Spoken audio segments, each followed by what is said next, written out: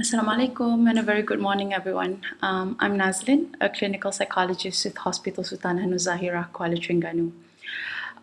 As we are dealing with COVID 19 right now, we have been under a movement control order since 18th March 2020. But recently, on 4th May, we have been under this conditional movement control order. Many have started readjusting to the restrictions that has come with the order, which includes limiting our social activities and interactions. However, some individuals have responded positively with the CMCO, whereas others feel that it is too soon, as new cases are still being reported daily. So today, my topic would be on managing social needs during and post MCO. Talking about this, there comes this question of what about our social needs? Because we have been asked to limit our social interaction or activities. So, Abraham Maslow, if you can see there, suggested that all people are motivated by a desire to fulfill basic human needs, and this includes our social needs. Maslow's hierarchy of needs has been used worldwide. It is a motivational theory in psychology comprising a five-tier model of human needs. And it is often depicted in a hierarchical levels within a pyramid. So if you can see, from the bottom of the hierarchy upwards, the needs are and includes our physiological needs, our safety needs, our love and belongingness, our esteem needs, as well as self-actualization. Based on Maslow, the needs lower down in the hierarchy must be satisfied first before individuals can attend to the needs higher up. So, when we talk about the social needs, if we were to look within Abraham Maslow's hierarchy of needs, it would fall on the third level, in between our safety needs as well as our esteem needs. Our social needs are the need for love and belongingness, which consist of a sense of connection, intimacy, trust, and friendship.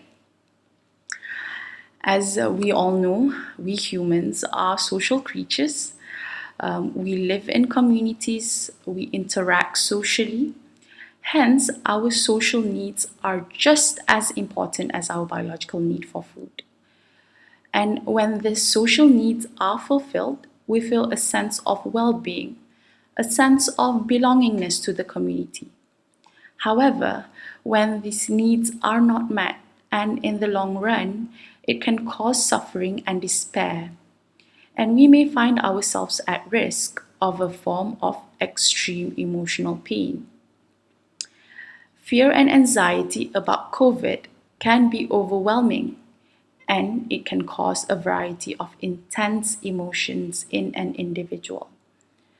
Additionally, spending time indoors as well as not interacting with others could cause a different psychological impact depending on how a person reacts and responds to the situation.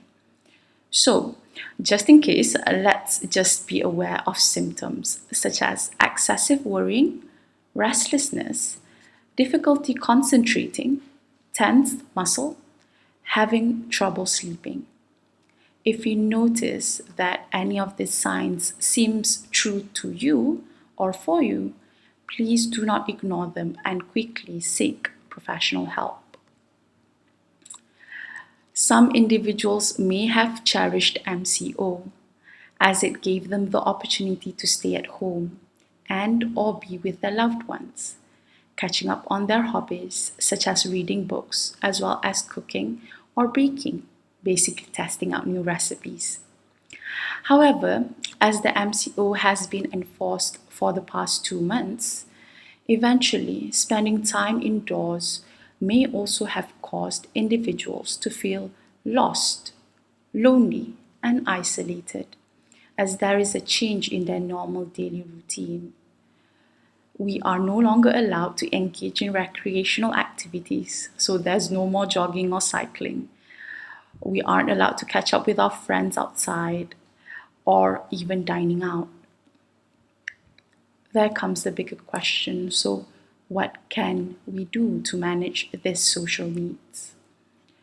Well, what I'd like to share is the first step is to be aware of yourself. Do identify your thoughts and acknowledge your behavior. This is an infographic that I am sharing by Hospital Sarike. So, jom ubah minda semasa pandemic. At times, our thoughts may be difficult to control due to situations that are ongoing around us, especially when we are at home, indoors, and when we are around our family members. So, situations do play a role on our thoughts and emotion. However, whatever that's going on around us and or what is happening right now, do ask yourself, do you think we can control it? In that sense, definitely not, especially when it comes to COVID-19. Hence, remember to focus on what we can control or what we are in control of and what we can do in that moment. So, what I'd like to say is based on action or how we act rather than what we think, especially when we are in social situations that require social contact with others during this pandemic. For example, if you are planning to go out for work or to buy your daily necessities, what is within your control is to follow the MOH guidelines. This would include practicing social distancing, so having that gap of 1 meter from each other, wearing a mask in public places at all times and or when dealing with others, practicing good self-hygiene, such as washing your hands frequently with water and soap or sanitizers, covering your mouth and nose with tissues or your handkerchief when coughing or sneezing. When that is not available, remember to use your elbow. Also, limit yourself from having to go to public places and avoid social gatherings. All of this information is available online and has been reiterated and highlighted by the Ministry of Health Malaysia. Additionally, with an overload of information that is available online today, this could spark more fear and anxiety in both adults and children. Hence, limit yourselves by minimizing the information that you watch, read, or listen to. You could probably just update yourself once or twice daily on the current situation. And be sure to only gain information from trusted sources, for example, your local health authority. Subsequently, actively take practical steps that can help to protect yourselves and your loved ones. Moving forward, I'd also like to share on staying connected.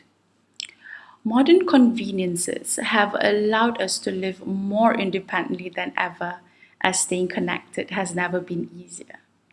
For example, this webinar. You're only listening and watching me online.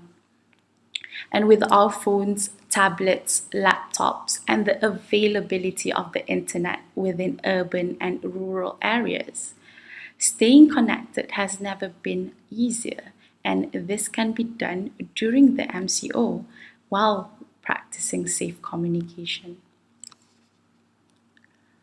For example, we can communicate with our family members, friends, and colleagues via voice call, video call, through our social media, WhatsApp, Facebook, Instagram, as well as email.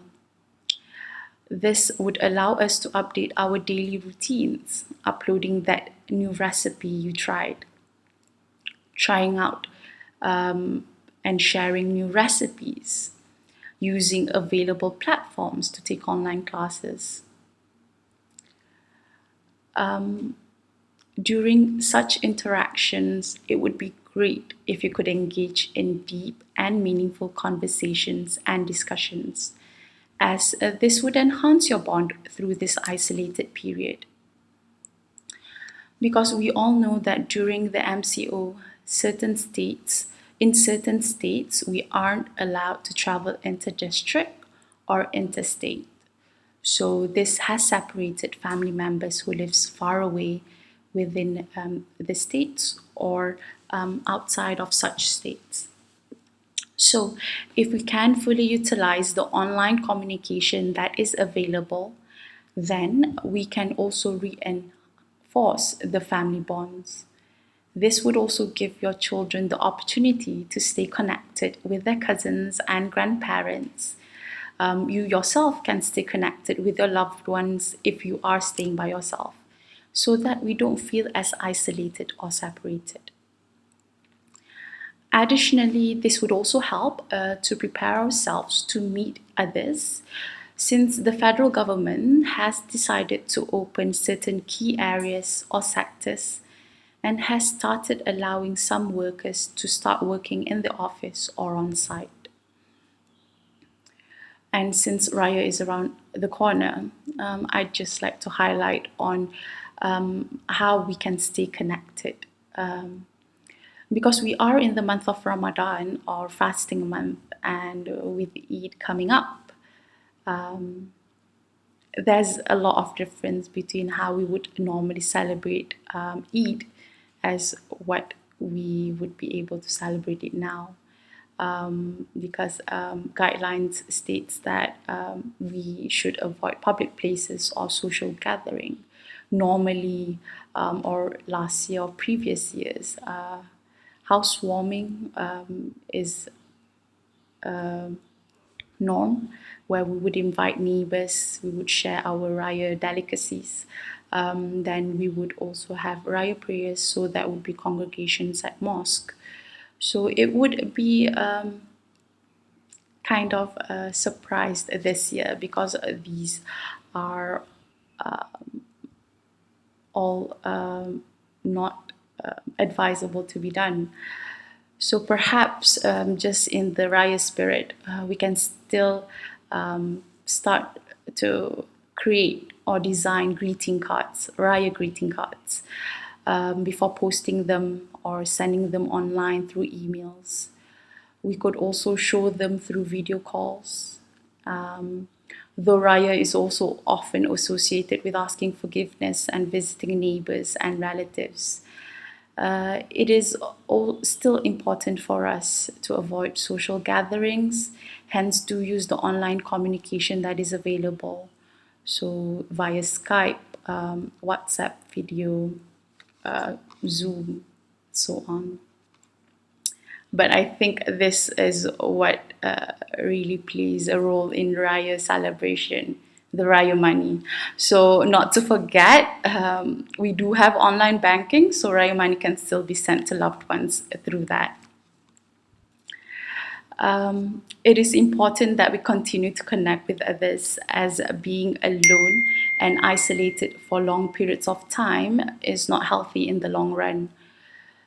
You can do this by actively activating and mobilizing all the social support that you have at hand.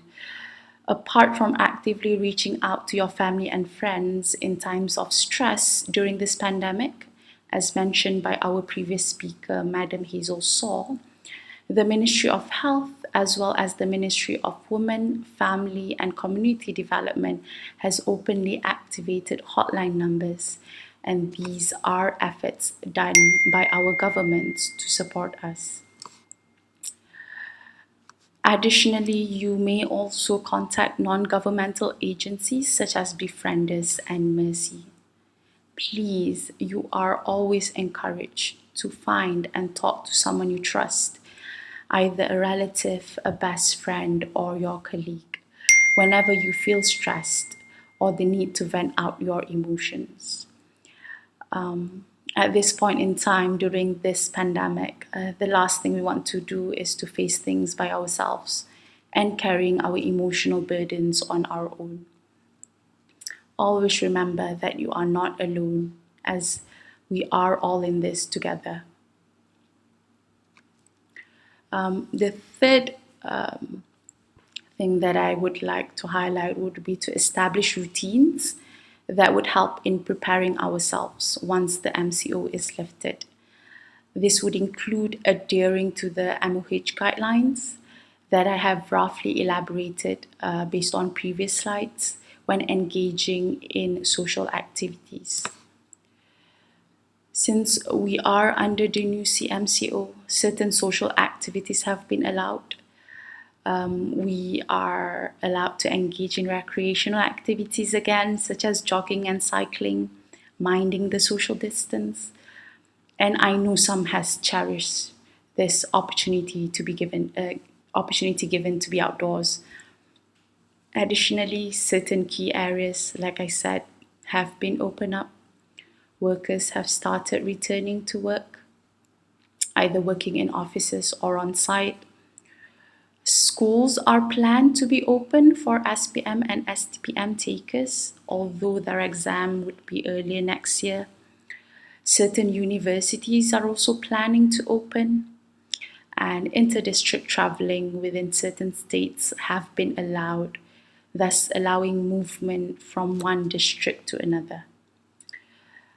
So it is vital that routines in practicing good hygiene as well as social distancing still be adhered as the new social norm. Additionally, it is important that routines are established to prevent ourselves from having a hard time to readjust. So we can start to do this by practicing such routines now while we are still under MCO and the MCO is still enforced, as this would allow us the time to adapt. This is especially important for children, as schedule and routine would give them a sense of security and would help in shaping their behavior. I think when you talk about children shaping scheduling and routine, this was also discussed and highlighted by our previous speaker, Madam Yvonne. Parents can explain social distancing by using social stories, making hand washing fun by teaching them through a sing along song. A very famous one is by using the happy birthday song. And I'm sure you are aware of other sing along songs that can be used or applied as well.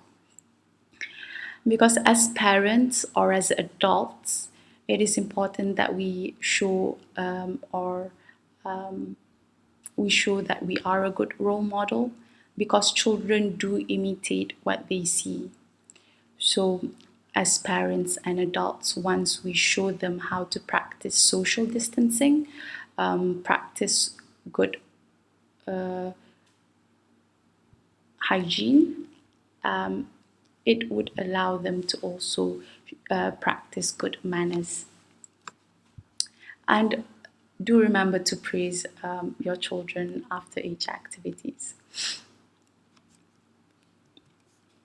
Well, I'm almost at the end of my slide because it's already the conclusion. To conclude, we have to remember to be aware of our thoughts, our emotion, and act on what is within our control. So if we were to be feeling stressed out or anxious to meet with others, do stop and breathe. Okay, you can use the traffic light analogy. So the red would be to stop and breathe. The yellow would be to think first. And then the green would be, and then act accordingly. Because we all know that during this pandemic, emotions do run high due to the uncertainties. So perhaps we tend to act emotionally rather than logically. So remember, adhering to the guidelines again, practicing social distancing and good social hygiene. In addition to that, we should also be balancing out our media consumption, as there is an array of information that is being distributed and shared online, with some of them may cause us more harm than good. So be mindful when you do share information about the pandemic. We should stop from spreading fake news or rumors. Do remember to stay connected while practicing safe communication, and to always establish and practice routine so that we can help ourselves to prepare for post MCO. Well, that is all from me. I'd like to thank you for your time.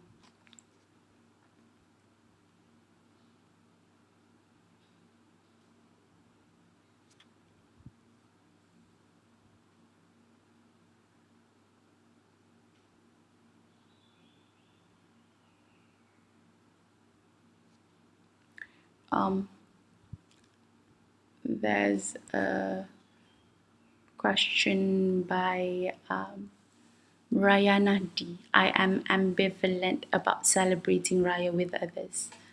I miss my family and friends, but scared also. What to do? Well, like I said previously, I think what we can do is act on what we are in control of. So then that includes again practicing good social distancing, practicing good social hygiene. If you're sick, wear a mask or avoid meeting with others.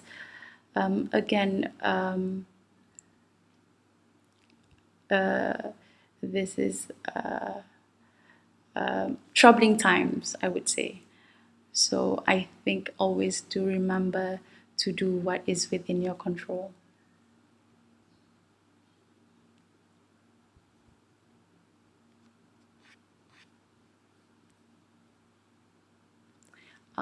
Well, there if there's no more questions, then I'll guess I'll be taking my leave now. Again, thank you so much, everyone.